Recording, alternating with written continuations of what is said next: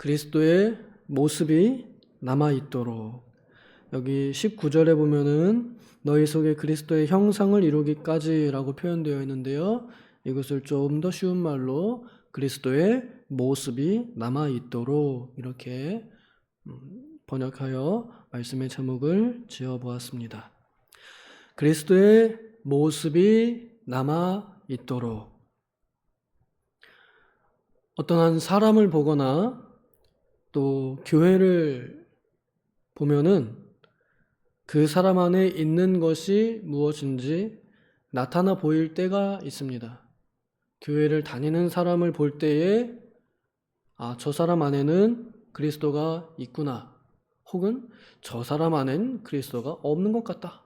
이렇게 느낄 때가 그 사람의 모습이 어떤 모습으로 남아있느냐를 보고 우리는 보고 알고 또 느끼고 판단합니다. 바울 사도가 이 표현 또 이 말을 하는 것은 그만큼 이 갈라디아 교인들, 성도들을 자녀와 같이 뜨겁고 사랑스럽게 여긴다는 표현입니다. 그리스도의 형상이 이루어지기까지 내가 아이를 낳는 수고를, 고통을 겪는다라고 이렇게 말을 하는 것입니다. 남자인 바울이 여자가 겪는 해산의 수고를 어떻게 다 알겠습니까? 그런데 지식적으로 알고 있는 해산의 고통을 본인도 어느 정도 느끼고 있을 만큼 그렇게 수고한다라는 말입니다. 보통 의학적으로 남자가 요로 결석에 걸렸을 때 그 고통이 여자가 아이 낳는 고통과 비슷하다. 완전하게 비교할 수는 없겠지만 비슷하다라고 이렇게 표현을 하더랍니다. 그러니까 엄청나게 아픈, 엄청나게 힘든 고통이라는 뜻입니다. 그리고 이것을 좀 더 정확하게 하자 그러면 생명을 잉태하고 생명을 책임지고 생명을 양육하는 그 모든 고통의 대표적인 표현을 해산의 수고 이렇게 표현했다고 볼 수도 있겠습니다. 그러니까 한 영혼을 마음에 품고 그 영혼이 그리스도의 은혜를 받아서 십자가의 대속이 믿어져서 그 영혼이 거듭나서 이젠 영혼이 유아기가 되었을 때 그리고 그 연약한 영혼이 점점 성장하고 자라나서 믿음의 열매를 맺어가도록 하는 이 일이 그만큼 고통스럽고 힘들지만 그러나 생명의 가치만큼 가치 있다라는 교훈이기도 합니다. 이 말을 하게 된 배경이 있습니다. 갈라디아 교회가 좋은 교회였는데 그런데 바울 사도가 목회하고 이제 다른 데로 전도하느라고 또 떠났습니다. 떠나고 나서 잘 세워놓은 교회에 몇몇 거짓 교사들이 들어왔습니다. 들어와서는 하는 말이 다시 율법을 지켜야 한다 라고 가르치면서 바울을 공격했습니다. 바울 사도는 사도가 아니다 라거나 그가 가르친 거는 반쪽밖에 안 된다. 율법을 지켜서 완성시켜야 된다. 이렇게 잘못 가르쳤습니다. 그래서 갈라디아 교인들이 처음에는 예수 그리스도의 십자가를 밝히 보면서 십자가 안에서 생활하였는데 거짓 교사들이 와서 그 눈을 다시 덮어버린 거예요. 수건으로 다시 감싸버린 거예요. 그래서 그리스도가 보이지 않도록 율법이 눈앞에 보이도록 그 형식과 규칙이 남아있도록 그렇게 이 갈라디아 교인들을 눈을 가려버리고 그 다음에 담임 목회자였던 바울 사도를 비방해서 바울 사도의 말을 듣지 못하도록 혹은 이미 가르쳐 놨던 것들을 다시 뒤집어 엎어버리도록 그렇게 속였습니다. 그리고 그들이 하는 목적이 뭐였냐면 여기 7절 17절에 보면은 자기네들에게 충성하도록 하려고 그렇게 여러 가지 규칙들을 세워서 자기네들의 규칙과 또 명령을 따르도록 하려고 그렇게 하는 것이다 라는 말입니다. 그러니까 이전에 있던 바울 사도와 또 이 갈라디아 교인들을 이간질시켜서 일단 거리를 띄워놓은 다음에 그 다음에 갈라디아 교인들이 그럼 바울의 말을 안 들으면 누구의 말을 듣겠습니까? 다른 사람의 말을 듣겠죠? 그 다른 사람의 대상이 바로 이 가만히 들어온 거짓 교사들이란 말입니다. 그래서 바울 사도의 말은 잘못됐다라고 하면 갈라디아 교인들이 그래요? 그럼 어떻게 하면 좋은가요? 라고 할 때 그러면 우리의 말을 들어라 라고 이렇게 하는 겁니다. 그래서 우리가 시키는 대로 해라. 옛날에 율법이 원래부터 있던 거니까 거기로 돌아가야 된다. Back to the law 이러면서 율법으로 돌아가자 하고 이렇게 하는 겁니다. 그래서 이 사람들이 그러면 어찌할꼬 하는 이런 마음으로 바울이 아닌 거짓 교사들을 따라서 거짓 교사들의 말을 순종하고 따라서 충성하게 하려고, 그래서 자기의 수하에 두려고 하는 그런 자세로 이 갈라디아 교인들을 대하였습니다.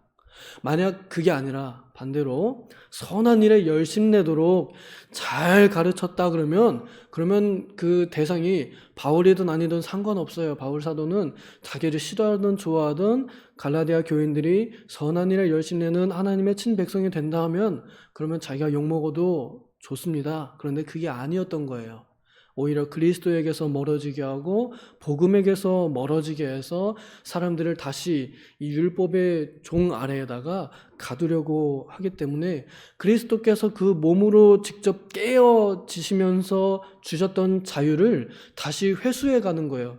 갈라디아 교인들에게 주었던 그 귀한 자유를 다시 이 거짓 교사들이 뺏어가는 거예요. 그래서 거짓 교사들의 법 아래에, 그들의 수하에, 그들의 노예가 되도록 다시 가두려고 하는 것을 보고 바울 사도가 통탄하면서 참된 말, 그러나 듣기는 쓰디 쓴 말을 하는 것입니다.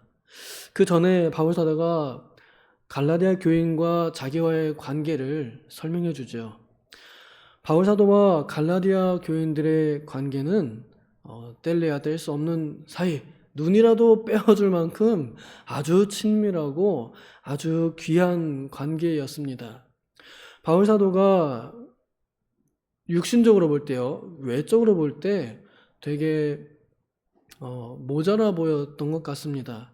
어떤 분들은 추측하기를 아마 눈병이 엄청 심했을 것이다. 그래서 눈에서 막 고름이 좔좔 흐르는 꼴 보기 힘든 그런 모습이었을 것이다. 그리고 또 뭐 말도 잘 못하는 것 같다 라거나 혹은 사람이 좀 약간 이상해 보인다, 왜 저러지 하는 그런 모습으로 보여서 저 사람이 과연 전도자인가?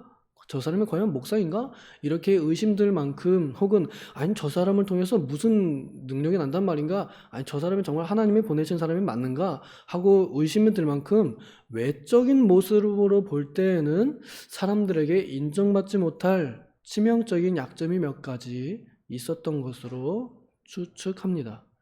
그런데 갈라디아 교인들은 바울 사도의 그런 외적인 모습에 걸려 넘어지지 않고 그 외적인 모습을 포용했습니다. 왜냐하면 그가 전하는 그리스도에 대한 복음이 진리였기 때문에 그의 말을 하나님의 말씀으로 믿고 받아들여서 하나님의 말씀으로 받아들이는 동시에 그 하나님의 말씀을 전하는 사람 또한 하나님의 사람으로 받아들였습니다. 그래서 하나님의 천사와 같이 여겨줄 만큼, 그래서 그에게 필요한 것이 무엇이든 눈까지도 뽑아줄 수 있다면, 오늘날에는 의학이 발달해서 각막 이식 가능하잖아요. 이때는 안 됐지만 그만큼 할 수 있는 대로 바울 사도에게 아깝지 않게 하나님께 바치듯이, 하나님께 대하듯이 그렇게 극진하게 대접하고 존중해 주었었다라는 것을 우리는 알 수 있습니다. 복음을 전하는 자와 복음을 듣는 자의 관계가 얼마나 모범적인 모습이었는지를 보여줍니다. 이것이 바울 사도가 복이라고 말합니다. 그런데 지금 너희의 복이 어디 있느냐라고 반문합니다. 우리 성도들이 살아가는 데 있어서 복 중에 하나가 목사님과 이런 친근한 관계를 맺고 있는 것이 큰 복 중에 하나입니다. 교회를 가긴 가는데 담임 목사님하고 원수지간이다 그러면 그것만큼 불행이 또 있을까요? 그만한 불행도 많지 않을 겁니다. 근데 도대체 담임 목사님하고 적대하는데 교회는 왜 가는 건가요? 저는 참 그것도 참 신기합니다. 하여간 어쨌거나 교회 가는 데에는 이유와 목적이 다를 수도 있겠죠.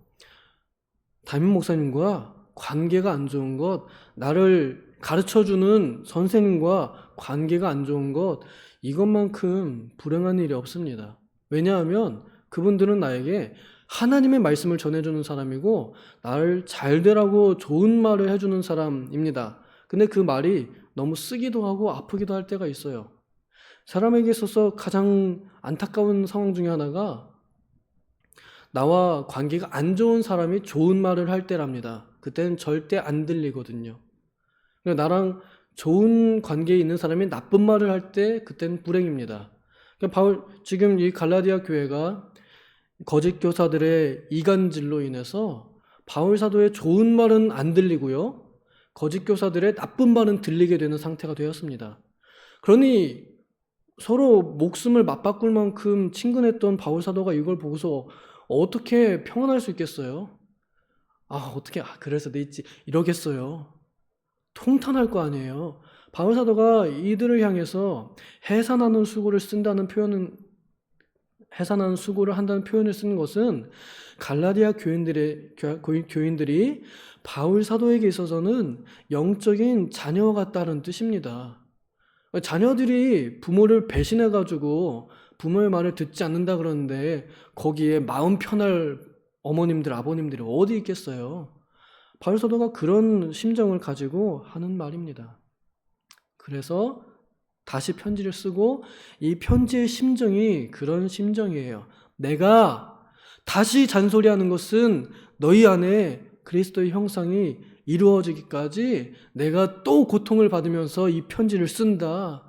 내가 너희들의 그런 소식을 들으면서 내가 너무 마음이 아프다. 라고 이렇게 그리스도의 심정을 가지고 말을 하는 것입니다. 바울 사도가 갈라디아 교인들의 이런 태도를 보고 여기 우리 20절에는 의혹이 있음이라 하고 이렇게 해서 좀 우리가 문맥을 이해하기 좀 어려운데 바른 성경에 보면은 당황해하고 있다라고 이렇게 번역했습니다. 내가 너희들을 보니까 정말 너무 당황스럽다. 우리가 옛날에는 그렇게 눈이라도 서로 빼어줄 만큼 친했었는데 왜 이렇게 됐는지 난 너무 당황스럽다. 라는 그런 말입니다. 바울 사도는 언제나 이 자신이 전도하고 또 자신이 전도 안 했어도 이미 그리스도 안에 있던 사람이든 또 서로 새롭게 그리스도 안에 들어온 사람이든 누구든지 간에 그 사람 안에 그리스도의 형상이 이루어지는 것을 목표로 하고 그렇게 되기까지, 그래서 누구든 사람을 볼 때에 그 안에 그리스도께서 계시다라는 것을 본인 스스로와 타인이 볼 때 나타나 보이도록 하기까지 그렇게 가르치고 고통받고 수고했습니다. 오늘날 이것이 가르치는 자의 자세라고 생각이 듭니다. 오늘은 우리 주일학교 성경학교가 시작되는 날입니다. 유년부가 오늘 시작하고 유치부가 내일 시작합니다. 여기 앞에 놓여있는 이 꽃을 보니까 왜 여자들이 꽃을 이렇게 선물 받는 걸 좋아하는지 조금은 알 것 같아요. 여기 이렇게 놓여있는 상태로 제가 단상에 서니까 사람이 꽃보다 더 아름답다. 꽃이 사람을 더 아름답게 하는구나라는 걸 느낍니다. 그런데 이 꽃이 여기에 놓이기까지 이 수고를 누가 알겠습니까? 여기에 들어간 돈이 어떤지 또 그 수고가 어떤지 애들이 이걸 보고서 알까요? 꽃이 있네 이 정도만 생각하지 않을까요? 아, 꽃 이쁘다 이 정도 생각하지 않을까요? 왜 여기 꽃이 놓였는지 그 마음을 알까요?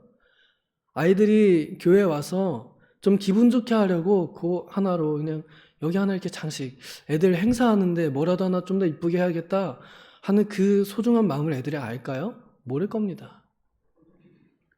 애들이 먹는 식사, 그것이 어떻게 그들의 입속에 들어가게 되는지, 어떻게 전달되는지 그들이 그걸 알까요? 잘 모를 겁니다. 그런데 나이 들어 보면은 이제 알겠죠?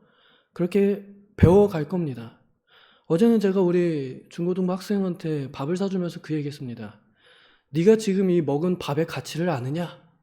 그래서 너는 어떻게 갚을 거냐? 모르겠대요.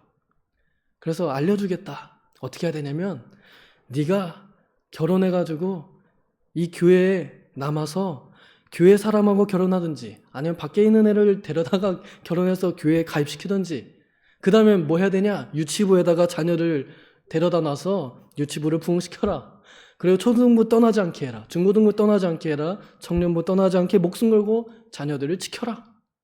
그것이 네가 오늘 얻어먹은 밥의 가치다. 그러니까 다시 환불하겠대요. 너무 비싸대요.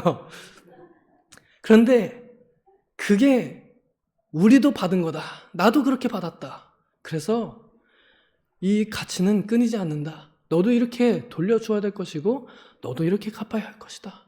가르쳐 주었습니다. 그것이 그리스도의 형상이 이루어지는 과정입니다.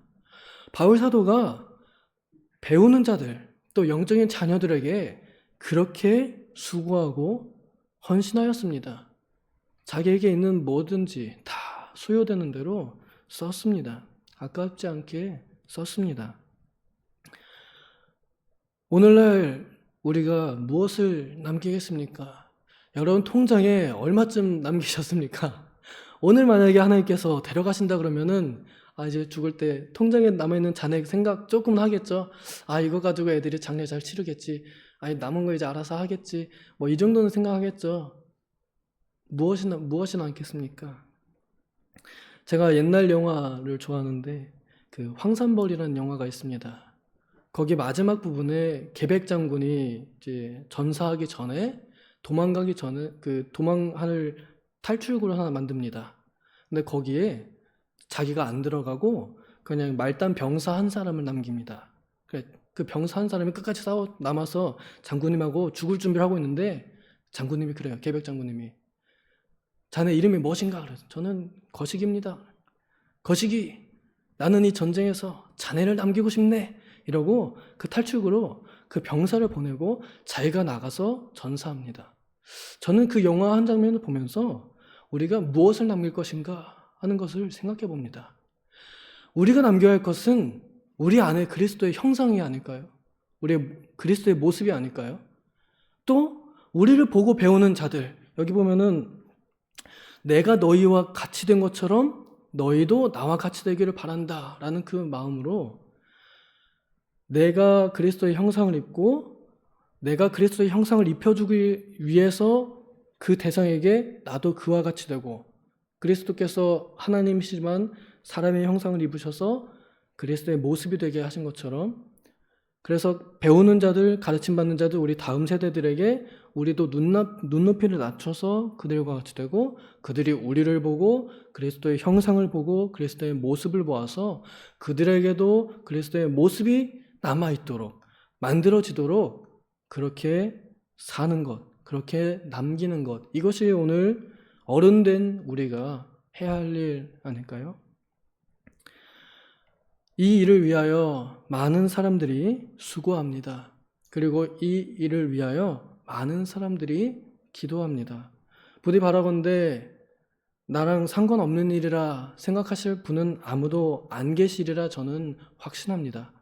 하지만 조금 더 적극적인 모습과 자세로 대해 주시면 좋겠습니다. 그냥 심심하시면 교회 오세요. 오셔서 아이들에게 잘 왔다 격려 한마디라도 해주시면 좋겠고 혹시 못 오시면 기도 많이 해주시기 바랍니다. 오늘 물놀이 갑니다. 안전사고 일어나지 않도록 기도 많이 해주시기 바랍니다. 그리고 무엇보다도 이 행사를 통해서 그 아이들 안에 그리스도의 모습이 남는 게 목적 아니겠어요? 많이 기도해 주시기 바랍니다. 이 아이들 안에 그리스도의 모습이 남게 하옵소서. 그리고 내 안에 그리스도의 모습이 전달되게 하옵소서. 그래서 이제 훗날에 우리의 다음 세대들이 우리를 기억할 때 우리 안에서 보였던 예수님의 성품이 남아있기를, 성품이 기억나기를 그런 마음으로 기도해 주시면 좋겠습니다. 끝으로 한 번도 들어보거나 읽어보지 못하셨을 것 같아서 제가 이번 우리 주일학교 그 초대장의 그 초대 글을 제가 좀 읽어드리도록 하겠습니다. 너무 글이 좋아서 읽어드리도록 하겠습니다. 2024년 도봉교회 유년부 여름 성경학교 초대장입니다. 오늘날 많은 사람들이 교회를 떠나고 탈종교화 비율이 늘어나고 있습니다. 기독교 신앙의 핵심인 유일신앙이 흔들리는 모습도 있습니다. 예수님이 누구이신지 제대로 알지 못하기 때문에 무종교로 돌아서거나 유일신앙이 흔들리는 것 아닐까요? 그래서 이번 여름 성경학교에서 아이들과 함께 예수님과 함께 살아가요 라는 주제로 나누려고 합니다. 이번 주제가 예수님과 함께 살아가요 랍니다. 그러니까 예수님과 함께 사는 아이들의 모습이 나타나는 것이 목적이겠죠. 예수님의 7가지 자기 선언 중 생명의 떡, 선한 목자, 세상의 빛, 참 포도나무를 통해 예수님의 정체성, 성품을 배우고 예수님과 함께 살아가기 위해 어떤 삶을 살아야 하는지 배울 것입니다. 예수님에 대한 바른 믿음과 예수님을 믿는 사람으로서 바른 삶을 살아가도록 결단하고 다짐하는 시간이 될 것입니다. 이번 성경학교를 통하여 우리 어린이들이 예수님을 선명히 알고 예수님과 함께 살아가는 것을 결심할 수 있도록 이 일을 위해 함께 기도해 주시고 협력해 주세요. 이렇게 썼습니다. 굉장히 잘 쓰지 않았어요? 사실 이거는 초청장이라기보다는 안내문, 광고문 이렇게 볼 수 있을 것 같습니다. 아이들이 예수님을 알고 예수님과 함께 살아가서 바르게 믿고 바르게 살아가는 아이들이 되기를 기도해 주시고 협력해 주시면 좋겠습니다. 기도하겠습니다. 하나님 아버지, 우리 자녀들 안에 그리스도의 모습이 남아있기를 원합니다. 그러기 위하여 우리들 안에 그리스도의 모습이 이루어지고 나타나게 하여 주시옵소서.